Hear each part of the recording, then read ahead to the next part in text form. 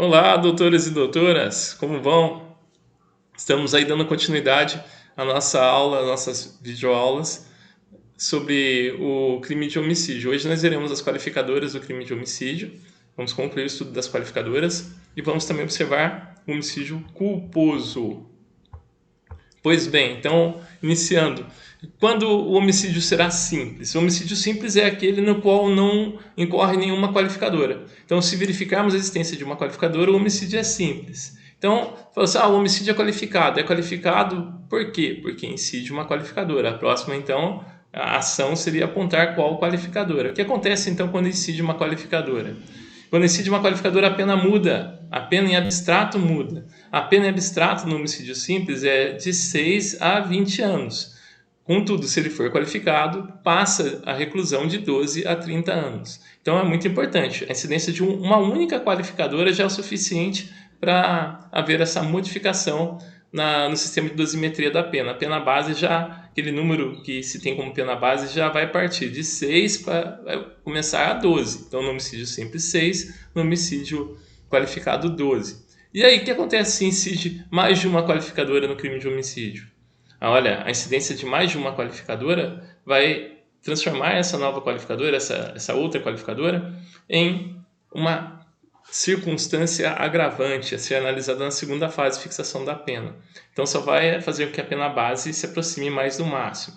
Então, importante lembrar disso. A televisão, às vezes, a gente vê homicídio duplamente qualificado, triplamente qualificado. A doutrina até discorda dessa expressão, porque, na verdade, só se qualifica uma vez. A incidência de uma outra qualificadora só vai fazer com que a pena seja mais agravada. Isso é feito na segunda fase de fixação da pena. Pois bem, nós já vimos nossos últimos encontros que o homicídio pode ser qualificado quando praticado mediante um motivo torpe. O que é um motivo torpe? O legislador mesmo dá exemplos aqui no inciso 1. É aquele praticado mediante paga, o sujeito recebe a importância para alguma vantagem para matar outrem, ou promessa de recompensa. O sujeito mata primeiro para depois receber. Tanto quem prometeu quanto quem pagou, tanto quem prometeu como quem irá receber depois, quanto quem pagou como quem recebeu, responderá por homicídio qualificado, por motivo torpe. Motivo torpe, mas esses são só exemplos. Motivo torpe, como nós já vimos, é aquele motivo vil, adjeto, repugnante, é aquele que causa repulsa no agente em quem está analisando o tipo penal quando observa as circunstâncias fáticas. O motivo fútil, que é o inciso 2. Motivo fútil é aquele desproporcional, aquele que guarda uma grande desproporção entre a conduta praticada pelo agente e a sua motivação para a prática do crime. O exemplo clássico da doutrina é aquele da esposa que queima o feijão, o marido vai e a mata em razão dela ter queimado o feijão. Ele ainda fala, olha, essa foi a última vez que eu comi feijão queimado na vida, nunca mais vou comer. Né? E mata a esposa. Um outro exemplo, isso daí vai dar até mais discussão adiante. Alguns vão dizer que até, isso daí não é infanticídio, vamos deixar mais para frente, infanticídio. Isso daí não seria feminicídio? Vamos deixar mais para frente para discutir se é feminicídio ou não. Infanticídio não vai ser nunca, já adianta. Bom, na sequência, ainda com relação ao motivo fútil, um outro exemplo que nós poderemos considerar como motivo fútil é o sujeito que matou o dono do bar porque ele se recusou a vender fiado, vendeu cachaça fiado. Não vai vender fiado, então você vai ver só, não vai vender para mais ninguém. E mata o sujeito. É um motivo fútil. Né? Para alguns, briga de trânsito, dependendo das circunstâncias, pode ser considerado motivo fútil. E aí vai. Né? Um motivo torpe, há uma discussão acerca da vingança, se ela pode ser ou não motivo torpe, do ciúme, se ele pode ou não ser motivo torpe.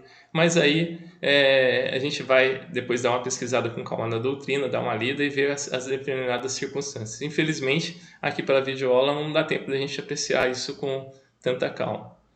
Com o emprego de veneno, fogo, explosivo, asfixia, tortura, outro meio insidioso ou cruel de que possa resultar perigo comum.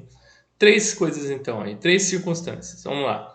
Meio insidioso. Insidioso é aquele que engana o agente. É aquele que é produzido por meio de um ardil. Engana a vítima, é produzido por meio de um ardil. O exemplo clássico aí é o veneno. O veneno, ele engana, a pessoa bebe sem saber. Ninguém toma veneno sabendo que está tomando veneno.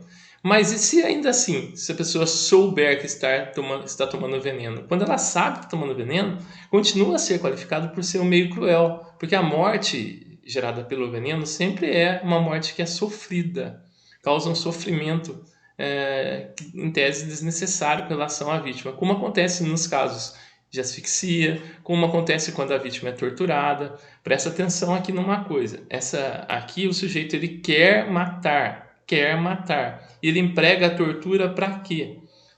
Como um plus, como algo a mais, ele quer impingir um sofrimento a mais à vítima, mas ele já tem a intenção de matar.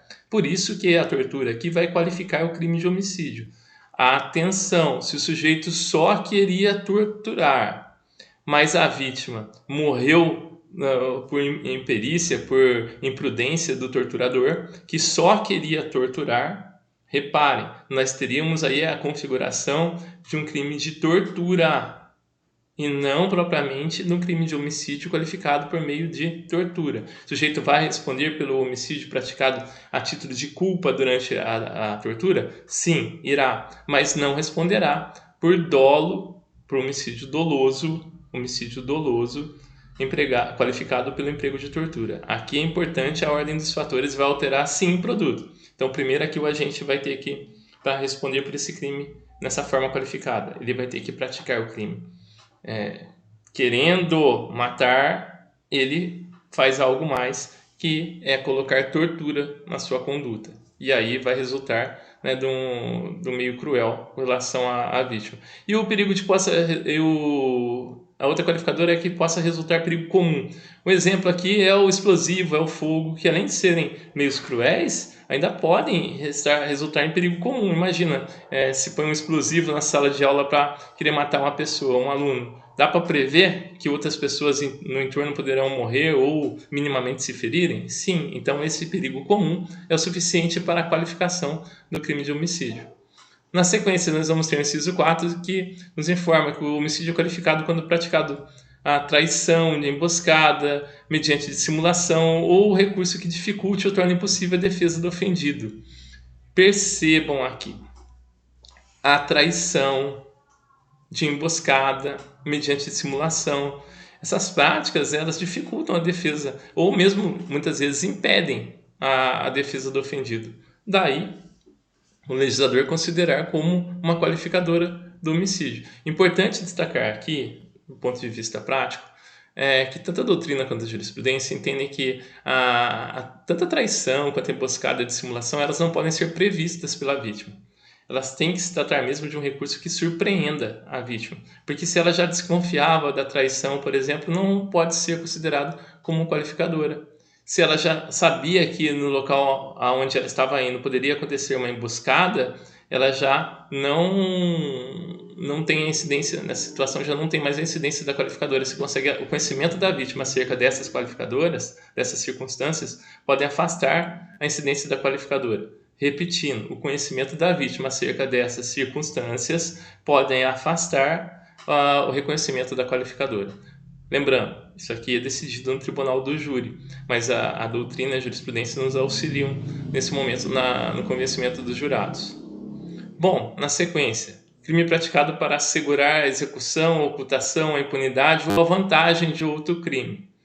Então, eu peguei aqui alguns exemplos da doutrina que podem nos auxiliar.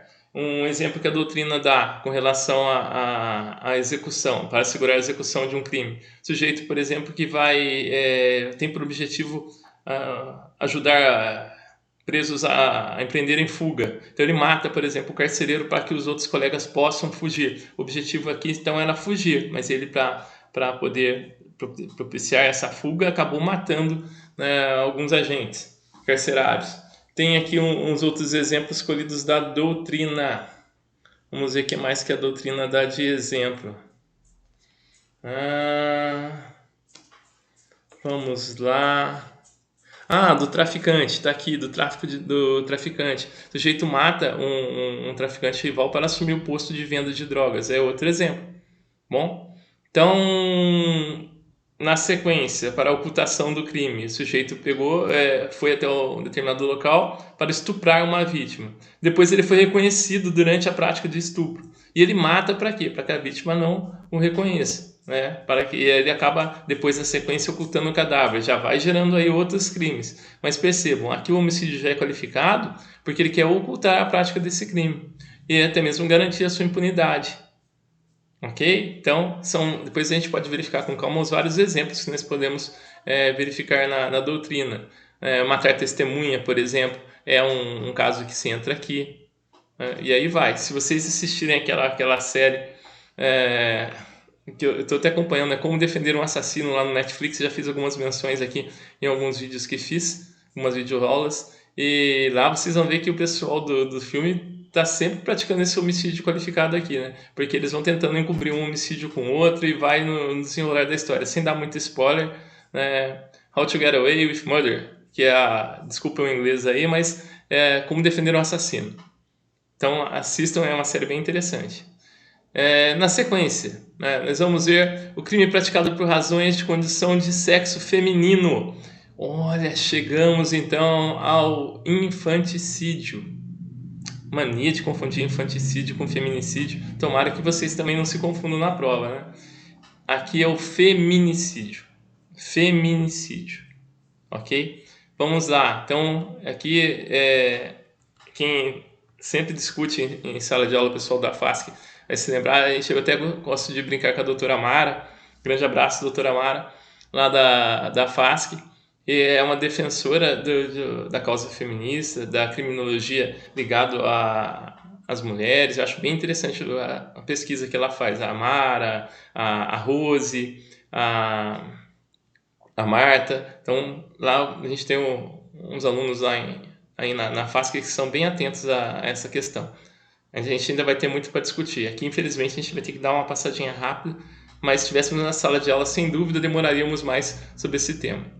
Bom, o feminicídio, ele é o homicídio cometido em razão do gênero feminino da vítima. Então, a base é isso. Esse dispositivo foi introduzido pela Lei 13.104 de 2015 e ele é, sem dúvida, um desdobramento da Lei Maria da Penha. Então, continua naquela questão da luta das mulheres pelo respeito ao gênero, o que é extremamente justo, extremamente correto. Bom, aqui nós temos os fatores especializantes. O sexo do sujeito feminino, a vítima vai ter que ser mulher, né, é a ideia que se tem, e a motivação específica, razões da condição de sexo feminino. Então, sexo sujeito passivo e motivação específica são duas especialidades, né, desse tipo penal. Percebo, porém, há que se analisar cada caso prático. Não é só porque a vítima é do sexo feminino que estaremos diante do feminicídio. Aqui eu gosto de brincar até, com todo respeito, você faz a pergunta ao réu durante o interrogatório. Escuta, se fosse homem você mataria? Se ele disser que se fosse homem ele mataria, aí não é feminicídio. Agora, se ele disser, não, se eu matei porque era mulher, se fosse homem eu não mataria, feminicídio. Agora, se ele disser, não, eu mataria de qualquer jeito, se não homem ou mulher, é muito simples, né? É uma proposta muito simples, mas nos ajuda a dar um primeiro norte. É lógico que ninguém vai ser absolvido com base numa única afirmação dessa, mas é só para a gente ter uma ideia do primeiro norte para buscar, então, todo o conjunto probatório acerca da verificação ou não dessa qualificadora. Bom, divergência quanto à natureza dessa qualificadora. Eu ressaltei essa matéria, esse ponto da matéria que eu achei bem interessante, porque eu já tenho abordado vários momentos com vocês sobre a comunicação das circunstâncias qualificadoras, se elas se comunicam ou não aos coautores ou partícipes, no caso do concurso de agentes. Então, nós sabemos que isso vai depender da natureza dessa qualificadora. Quando a qualificadora é de natureza subjetiva, ligada aos motivos, por exemplo, nós sabemos que a doutrina, a jurisprudência, a doutrina, em sua maior parte, entende não ser possível. A jurisprudência também vem nesse sentido. Lógico que existem correntes divergentes, mas não são as majoritárias. O que tanto uma corrente quanto a outra aceitam sempre é a possibilidade de concurso, a possibilidade de comunicação dessas circunstâncias, se a circunstância é de natureza objetiva. Então vamos lá. Aqui o professor Damásio Evangelista de Jesus, infelizmente falecido agora em 2020, ele entendia ser uma circunstância de natureza subjetiva ligada à motivação do agente. Né? Aquela pergunta, eu matei porque era mulher, em razão do gênero mulher. Ok, respeitamos Damasio. A corrente divergente parte do Guilherme de Souza Nutti, que ele entende que isso é objetivo, em razão não de uma vontade da gente, mas do fato da vítima ser feminina. E eu, num raro momento, discordo um pouquinho, gosto muito do professor Nutti, mas ouso discordar um pouquinho e acompanho a terceira via, que é sustentada pelo autor André Stefan, né, que é um autor mais recente. Até sugiro a leitura das obras do professor André Stefan. Muito bom, realmente uma doutrina bem completa, rica, ela mostra a divergência doutrinária, que eu acho bem importante, e também a jurisprudência, ela tem também alguns aspectos da jurisprudência. Bom, qual é a relevância então? A relevância está relacionada à natureza dessa qualificadora. Então, será que é mista? Será que é objetiva? Será que é subjetiva? Isso vai variar de acordo com o julgamento de cada caso prático do entendimento do julgador. Bom, a relevância está então nesse cotejo com a minorante. Será que pode-se ou não diminuir a pena? Existem precedentes lá no STJ reconhecendo a incompatibilidade se considerarmos a natureza subjetiva. Pois bem, para concluir ainda sobre a Lei Maria da Penha, a Lei Maria da Penha, sobre o feminicídio. Nós observamos aí o parágrafo 2A do Código Penal, que nos dá uma noção de interpretação autêntica. Reparem que olha o que está disposto na lei. Considera-se que há razões de condição de sexo feminino quando o crime envolve violência doméstica e familiar, menosprezo ou discriminação à condição de mulher. Então são hipóteses que o legislador até nos considera, coloca aí, meio de uma interpretação autêntica, para nos auxiliar. E aí, lembrando sempre, nós montamos as aulas, estudamos direito penal, aplicamos direito penal com base, primeiro na lei, nosso direito é posto, estamos de origem latina, direito posto baseado na lei. Depois observamos a doutrina e a jurisprudência. Então, vou buscar alguns exemplos. Com relação ao inciso 1, a doutrina ela põe como exemplo ciúmes após o final do relacionamento, estendendo aí esse relacionamento tanto para o matrimônio, quanto para o noivado, tanto para o namoro. Depois, nós vamos ter como exemplo do menosprezo ou discriminação à condição de mulher. Quando no caso, por exemplo, de uma briga de trânsito, que o sujeito vira para a vítima e fala assim, tinha que ser mulher, aquele comentário típico, né? Só podia ser mulher. E aí começa então uma discussão e acaba na briga, o sujeito acaba matando a motorista. Em razão, né? Se fosse homem, talvez ele não teria tido o mesmo comportamento. Então, nessas circunstâncias, a lei considera a possibilidade de estarmos diante do feminicídio. Então, foi muito breve, tenho certeza que tem muito mais a dizer, mas vamos deixar para outra oportunidade. Bom, o homicídio culposo. O homicídio culposo, percebam já uma primeira diferença, né? Previsto no parágrafo 3º do artigo 121, prevê uma pena de detenção de 1 a 3 anos. Então, é bem mais brando. Quando vai acontecer o homicídio culposo? A televisão explica errado, né? A televisão fala, não digo errado, mas vou dizer pelo menos no mínimo incompleto. A televisão informa, homicídio culposo, quando não há intenção de matar. Olha, não basta só não ter intenção. Para o homicídio ser culposo é preciso que o agente tenha percorrido uma das 3 vias: a imprudência, a negligência ou a imperícia. O que é imprudência? Imprudência é um comportamento positivo, imprudência é uma ação. E a negligência? Negligência é o contrário, é um comportamento negativo, é uma omissão. E a imperícia? A imperícia é a falta de aptidão para o exercício de arte, profissão ou ofício. Perceba que aqui trata-se de ponto de vista. Muitas vezes, vai ser, por exemplo, eu passei no sinal vermelho, no sinal amarelo sem tomar os devidos cuidados.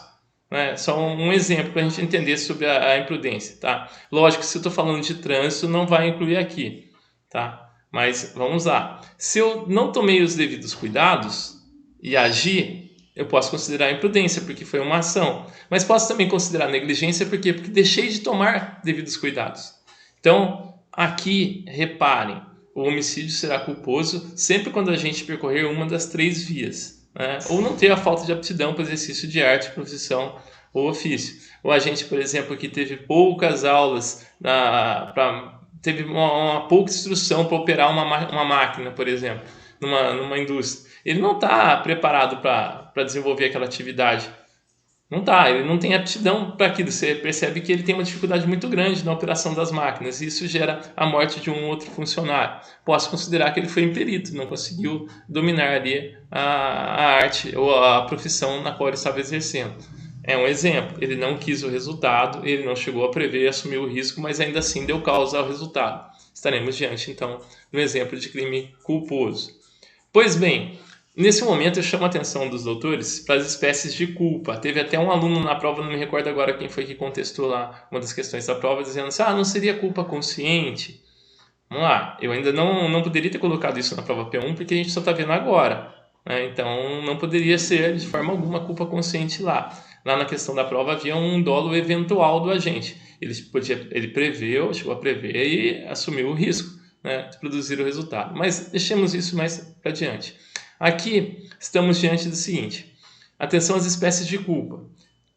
Essa culpa que acontece normalmente conosco, com qualquer agente, é chamada culpa inconsciente. Ela comporta uma previsibilidade mínima do resultado. E ela difere muito da culpa consciente. A culpa consciente, ela prevê o resultado, mas não admite a sua realização, porque confia em suas habilidades.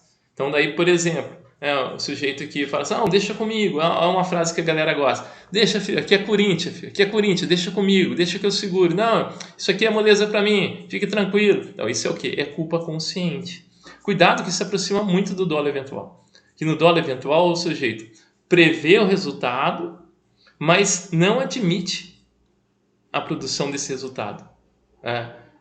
No dolo eventual o sujeito prevê o resultado, mas não se importa com a produção desse resultado.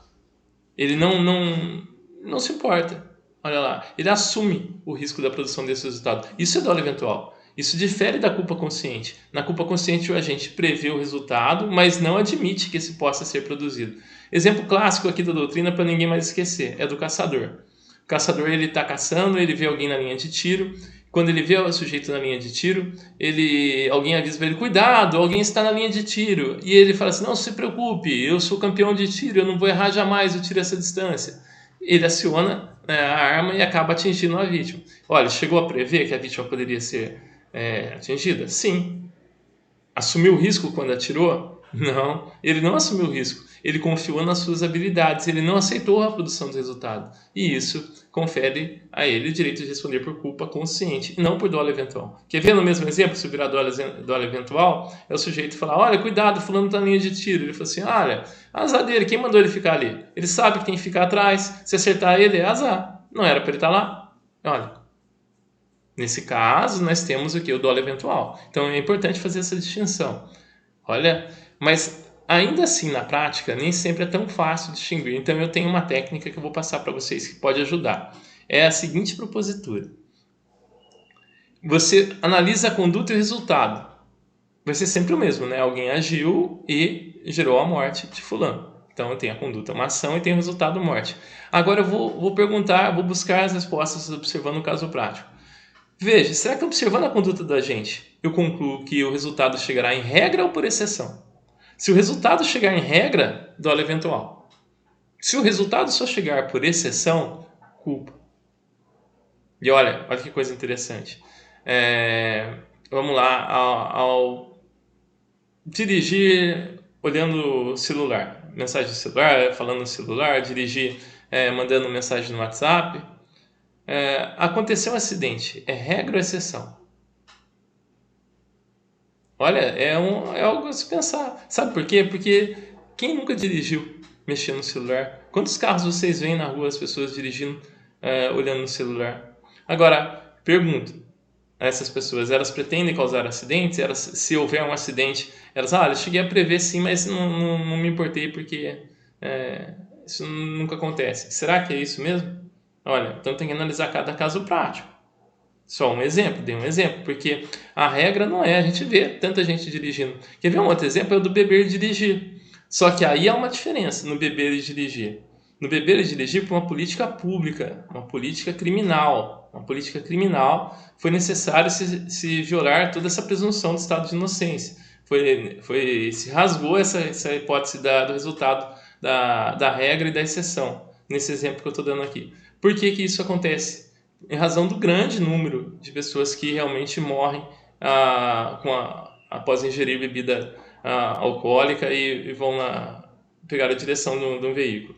Aí houve uma diferença, uma política pública. Mas ainda assim, se não fosse isso, nós poderíamos até discutir a presunção do estado de inocência. Até mesmo tem aquela questão que vai girar em torno do bafômetro, porque a gente sabe que na prática muita gente bebe, dirige e nada acontece. Não se deve fazer isso em hipótese nenhuma. Hoje é crime, né, essa prática. Eu acho bom que seja, porque realmente seja. Essa política criminal era necessária. Mas então, tirando essa e outras exceções, eu posso levar para esse dispositivo. Eu vou dar um exemplo prático aqui do sinal vermelho do trânsito. Se eu passar no sinal vermelho, aconteceu um acidente, é regra ou exceção? Depende de onde você está, depende do horário que você está, depende da forma com a qual você passou. Passar no sinal amarelo é sempre culposo? Depende do local onde você está, da forma com a qual você passou, depende do nível de descaso que você teve. Então perceba, eu tenho que analisar todas as situações de acordo com cada caso prático. Aqui é só uma dica. Lembrando, direito penal não é ciência exata, é ciência humana. Então tem que analisar cada circunstância de acordo com os dados fáticos. Bom, por fim, eu tenho que lembrá-los, já que eu estou dando alguns exemplos de homicídio no trânsito, mas se o homicídio acontecer na direção do veículo automotor, a tipificação ela deixa de ser do Código Penal e passa a ser do Código de Trânsito Brasileiro, o artigo 302 do Código de Trânsito Brasileiro. E a pena é maior, reparem, aqui a pena de detenção de 2 a 4 anos. E ainda tem a suspensão ou proibição de se obter permissão ou habilitação para dirigir veículo automotor. Então, cuidado na prova, presta atenção desde já. Se o sujeito estiver na direção do veículo automotor, não responderá pelo Código de Trânsito, mas sim, não responderá pelo Código Penal, mas sim pelo Código de Trânsito. Presta atenção, tá ok? Eu posso até me confundir agora, mas já esclareço, você pode até se confundir agora, depois vai rever. Atenção na prova, não se confunda na prova, mas se confundir na prova também vai ter outra oportunidade. Agora, na vida que não se deve confundir jamais, nem com relação à culpa consciente, inconsciente, homicídio por dolo eventual, tampouco com relação à questão do trânsito. Vejam o porquê da importância, principalmente em diferenciar o homicídio doloso do homicídio culposo. Nós podemos analisar, por exemplo, a questão processual. Olha, no homicídio doloso, ele vai para o tribunal do júri. A pena é de reclusão de 12 a 30 anos. E o regime inicial, se o sujeito for condenado, é o fechado.